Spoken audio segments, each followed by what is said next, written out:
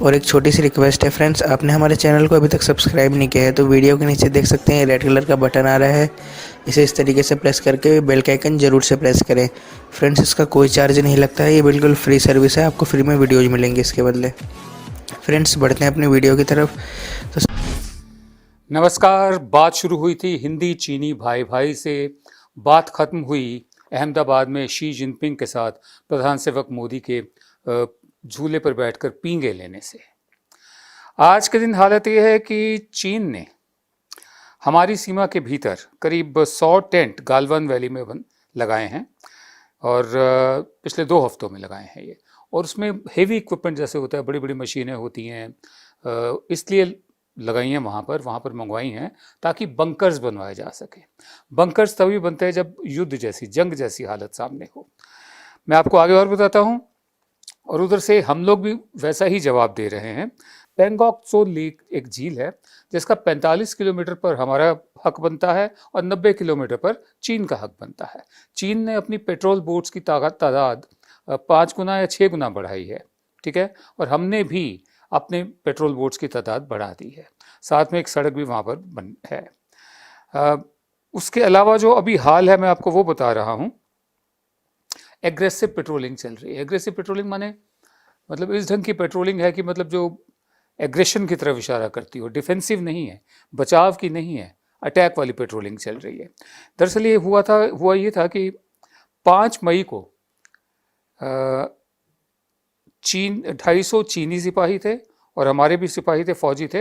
एक 5 मई को उनमें आपस में आमना सामना जब हुआ तो हाथापाई की नौबत आ गई।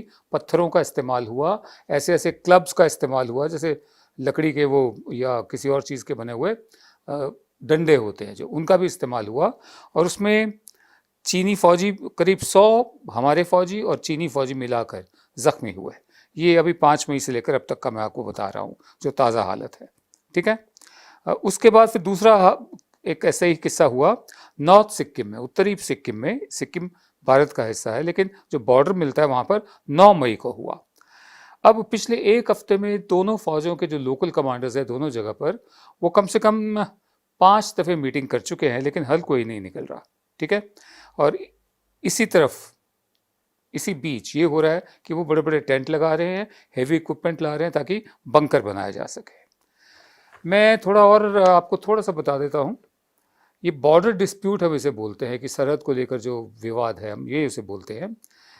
अब ये 2 जगह पर साफ सुथरा दिख रहा है कि 2 जगह पर चल रहा है डिस्प्यूट चीन के साथ। एक तो डिस्प्यूट तो हमारा शुरू से रहा है, एक तो रहा है अक्साई चिन, ठीक है। ये दोनों अलग अलग इलाके हैं। अक्साई चिन जम्मू कश्मीर से जुड़ता है। अक्साई चिन का जो इलाका है एक ऐसा है, ये डॉक्टर मोहन गुरुस्वामी के मुताबिक मैं आपको बता रहा हूँ। अक्साई चिन का इलाका ऐसा है जहाँ पर आबादी है ही नहीं और उसका जो ऊंचाई है और बिल्कुल रेगिस्तान की तरह है।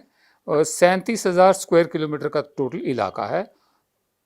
हाई ऑल्टीट्यूड डेजर्ट है, ये ऊंचाई पर बना हुआ रेगिस्तान है जिसके बारे में पंडित नेहरू ने एक दफ़े पार्लियामेंट में कहा था, not a blade of grass grows here. तब एक सांसद थे, महावीर त्यागी थे मेरा ख्याल, उन्होंने कहा कि अपनी टोपी उतारी, उनके सर पे एक भी बाल नहीं था, उन्होंने कहा not a single hair grows here also. तो इसका मतलब क्या हम उनको दे दें या मेरा सिर भी दे दें, मैं अपना सिर किसी को दे दूं? तो एक ये वक्तव्य हुआ था अक्साई चिन को लेकर, तब से झगड़ा चला आ रहा है। अब जो है दूसरा जो इलाका है वो अरुणाचल प्रदेश को लेकर है। चीन कहता है कि ये लोअर तिब्बत है उसका, तिब्बत पे तो कब्जा कर लिया। अरुणाचल प्रदेश जो है ये लोअर तिब्बत है, जबकि हम मानते हैं कि अरुणाचल प्रदेश हमारा अपना है। ये 84,000 स्क्वायर किलोमीटर का इलाका है। भारत का कहना है कि ये आज़ादी से पहले जो अंडरस्टैंडिंग हुई थी ब्रिटिश इंडिया की, ये बॉर्डर्स तब भी मान लिए गए थे, मैकमोहन लाइन भी एक बनी थी। लेकिन हकीकत यह है कि इस वक्त लाइन ऑफ एक्चुअल कंट्रोल पे कोई समझौता नहीं है हमारा, कि हमारा इलाका कौन सा है, उनका इलाका कौन सा है। हमारा उनके साथ एक बॉर्डर डिफेंस कोऑपरेशन एग्रीमेंट है जिसमें कुछ नियम बनाए गए हैं जो फौजियों के लिए, दोनों तरफ की फौज के लिए, कि जैसे कुछ भी पक्का नहीं बनाया जाएगा डिस्प्यूटेड लैंड में। जो डिस्प्यूटेड लैंड्स हैं उनमें कुछ पक्का नहीं बनाया जाएगा। और जो पेट्रोल्स होती हैं, जो गश्ती टुकड़ियाँ होती हैं फ़ौज की, चीन की फ़ौज की भी, हमारी फ़ौज की भी, अगर आमना सामना हो जाए तो वो कन्फ्रंट नहीं करेंगे, मुकाबला नहीं करेंगे, वो सीधा विड्रॉ कर लेंगे। वो लोग भी पीछे हट जाएंगे, हम लोग भी पीछे हट जाएंगे। इसी एग्रीमेंट में ये भी लिखा है कि जो लोकल कमांडर्स हैं बीच बीच में मिलते रहें और तबादला करते रहें, तबादला ख्याल करते रहें अगर जो भी डिफरेंसेस लोकल लेवल पर हो तो। इसका इतिहास थोड़ा सा मैं आपको ये बता दूं कि सन 1960 में चीन के प्रधानमंत्री थे याओ एन लाए। उन्होंने सजेस्ट किया था, सलाह दी थी कि जो जैसी स्थिति है स्टेटस को वैसी की वैसी बनी रहे और उसी को ही हकीकत में मान लिया जाए कि यही बॉर्डर है, ठीक है, परमानेंट सोल्यूशन। यही बात सन 1982 में चीन के जो chairman communist party Deng Xiaoping ने भी दोहराई थी। फिर सन 1988 में जब राजीव गांधी चीन गए थे, बीजिंग में 1988 में गए थे, तब दोनों देशों ने फैसला किया था कि एक टास्क फोर्स बनाई जाएगी ताकि जो सरहद को लेकर जो विवाद है उसका नतीजा ढूंढा जा सके। तब से लेकर अब तक बहुत दफ़े मीटिंग्स हुई हैं इस टास्क फोर्स की, लेकिन नतीजा कोई नहीं निकला। ये 2003 से इन मीटिंग्स को एक ऊंचा स्तर दे दिया गया जब हमारे तब के NSA national security advisor Brajesh Mishra और Chinese state councillor Dai Bingguo, इन दोनों की मीटिंग हुई, ठीक है। अब दिक्कत यह है कि दोनों देशों में सरहद को लेकर बहुत ज़्यादा राष्ट्रवाद का जज्बा दोनों देशों ने फैलाया है, यहाँ पर भी और उधर भी। हमारे यहाँ तो धर्म से भी जोड़ा जाता है। कृष्ण ने अपनी पूरी बुद्धि लगा ली, लेकिन दुर्योधन ने कहा मैं सुई की नोक के बराबर ज़मीन नहीं दूंगा। तो ज़मीन को लेकर दोनों देशों में राष्ट्रवाद को भी खूब एक बढ़ाया भी गया है। इसलिए कोई भी देश इस हालत में नहीं है कि अदला बदली ज़मीन की कर सके या ज़्यादा कुछ कर सके, क्योंकि हमारे यहाँ तो डेमोक्रेसी है, यहाँ तो बात और बढ़ जाएगी। चीन में तो डेमोक्रेसी नहीं है, तो एक ये भी है। उसके बाद मैं आपको बताऊं, अब 22वीं मीटिंग होने जा रही है अगले हफ्ते, जो हमारे मौजूदा नेशनल सिक्योरिटी एडवाइज़र हैं अजित डोवाल और यांग जिच्ची के बीच। अब देखते हैं कि क्या हल निकलता है उसका। आज प्रधान सेवक ने भी बैठक की एनएसए के साथ और तीनों जो सेनाओं के प्रमुख हैं, आर्मी, नेवी और एयरफोर्स के चीफ के साथ, उनके साथ भी मीटिंग की। इससे पहले राजनाथ सिंह जो हमारे डिफेंस मिनिस्टर हैं, वो भी इन तीनों से मीटिंग कर चुके हैं। देखते हैं आज की मीटिंग में क्या निकलता है। आने वाले दिनों में चीन से हमारे कैसे ताल्लुकात रहते हैं और ये जो बॉर्डर डिस्प्यूट हैं ये कैसे सॉर्ट आउट होता है। हालत वाकई गंभीर है। मैं आपको बिजनेस स्टैंडर्ड का एक रिपोर्ट बताता हूँ। बिजनेस स्टैंडर्ड के मुताबिक currently government sources assess, business standard ने सरकारी सूत्रों के हवाले से कहा है, currently government sources access there are close to 10,000 soldiers of China's People's Liberation Army on Indian territory. इस वक्त भारत की सरजमीन पर चीन की जो पीपल्स लिबरेशन आर्मी है उसके कम से कम 10,000 सिपाही हमारी सरजमीन पर हैं, मौजूद हैं, अंदर तक आ गए हैं।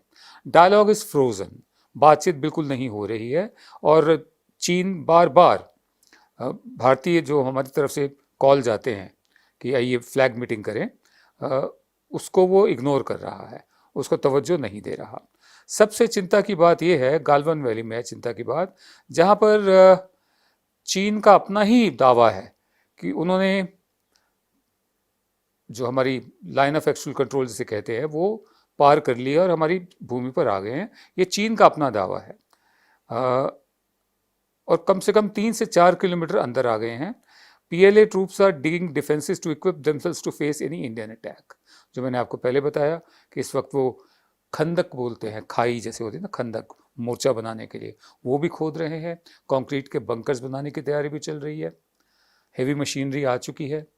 उन्होंने अपने बॉर्डर के उस तरफ सबसे नज़दीक हवाई जहाज़ भी उतार रखे हैं, फाइटर जेट्स भी हैं, उसमें ट्रांसपोर्ट प्लेन्स भी हैं।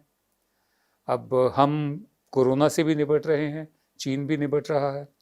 हम अर्थव्यवस्था हमारी टूटी हुई है एकदम, चीन की नहीं टूटी हुई है, चीन तरक्की कर रहा है। ऐसे में देखते हैं ये एक तीसरा टेस्ट होगा कि हमारी सरकार वाकई इसे सरकार चलाना आता है या नहीं आता। विदेशी जो रिश्ते होते हैं कूटनीति के, वो जप्फी और पप्पी से नहीं चलते हैं। बहुत मेहनत, सालों साल लगते हैं, पूरी प्रक्रियाएं होती हैं। हमें इंतज़ार रहेगा कि कम से कम तीसरी मुसीबत ना खड़ी हो जाए हमारे लिए, कोरोना और अर्थव्यवस्था के बाद।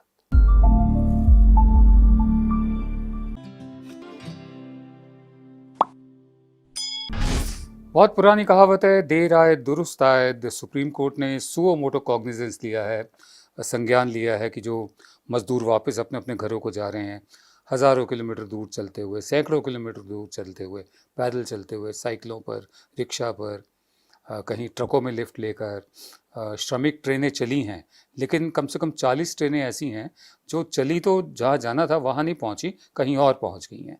ऐसा क्यों हुआ, इसका जवाब आना बाकी है। हमारी जो रेलवे है उसकी क्षमता है करीब 2-2.25 करोड़ यात्रियों को रोज़ इधर से उधर ले जाने की, और पूरा इतिहास है, प्रोफेशनली मैनेज्ड है। हाँ, ये सिर्फ 40 ट्रेनें, मतलब ये इधर से चली, यहाँ से जाना कहीं और था, पहुँच कहीं और गई।